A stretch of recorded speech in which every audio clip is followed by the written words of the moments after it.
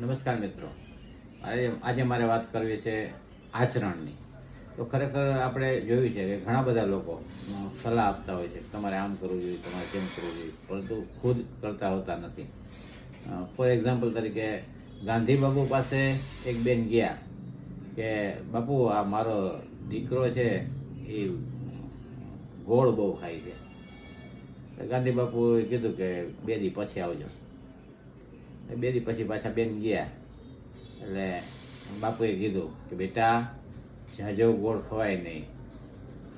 એટલે બેને પૂછ્યું કે બાપુ ત્યાં હું પહેલા દિવસે આવી ત્યારે તમે કહી શકતા હોત ને. એટલે બાપુએ કીધું, ગાંધી બાપુએ, કે ત્યારે બેન હું ખાતો હતો, એટલે હું જ્યાં સુધી ખાતો હોઉં ત્યાં સુધી હું બીજાને ન કહી શકું. એમ જે વ્યક્તિએ સલાહ આપતા પહેલાં એને પોતાનું આચરણ કરવું જોઈએ.